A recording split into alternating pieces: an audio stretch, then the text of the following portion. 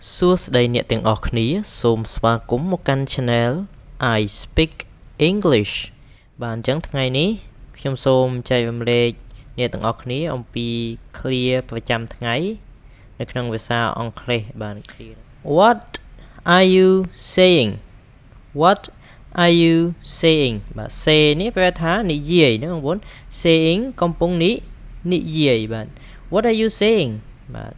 What are you saying តើអ្នកនេះយើងប្រែថាអ្នក you នេះប្រែថាអ្នកបាទ what តើ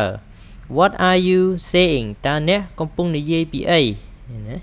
ឬក៏ចង់និយាយពីអីកន្លែងនេះយើងប្រែងាយស្ដាប់ណាបងប្អូនព្រោះវាមានប្រយោគពីរដែលមានអត្ថន័យស្តៀងគ្នានៅក្នុងភាសាអង់គ្លេសទី1គឺ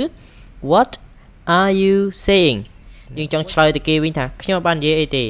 អញ្ចឹងយើងថា I'm saying nothing បាទ I'm saying nothing បាទខ្ញុំ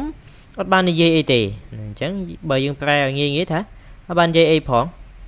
I'm saying nothing អត់បាននិយាយអីផងក្នុងបរិបទថាយើងអត់យល់តែគេនិយាយពីអីអញ្ចឹងយើងថា What are you saying អញ្ចឹងមួយនេះថា What are you talking about តើអ្នកកំពុងនិយាយពីរឿងអី What are you talking about តើអ្នកកំពុងនិយាយពីស្អីហ្នឹងបាទ What are you talking about ណា What are you talking about អានេះយើងអាន about ទេបងប្អូនយើងអានថា about បាទ What are you talking about បាទនេះអានថា talking នេះប្រែថានិយាយ say ក៏និយាយ talking ក៏និយាយដែរណាបងប្អូនបាទអញ្ចឹងប្រយោគនេះមានអត្ថន័យស្តៀងគ្នាតែបរិបទប្រើគេខុសគ្នាណាបងប្អូនបាទតើអ្នកកំពុងនិយាយពីអ្វីណាបងប្អូនបាទ What are you talking about បាទតើអ្នកកំពុងនិយាយពីអ្វីបាទបន្តមកទៀតគេឆ្លើយទៅវិញថា I'm talking about my friends I'm talking about my friends បាទអញ្ចឹងគេថាខ្ញុំកំពុងនិយាយពីមិត្តភ័ក្តិរបស់ខ្ញុំឬក៏យើងប្រែងាយថាខ្ញុំនិយាយពីមិត្តរបស់ខ្ញុំណា What are you talking about អ្នកនិយាយពីអីគេហ្នឹង I'm talking about my friend I'm talking about my friend ណាខ្ញុំនិយាយពីមិត្តភ័ក្តិរបស់ខ្ញុំបាទអញ្ចឹងកន្លែងនេះថា Who are you talking to Who are you talking to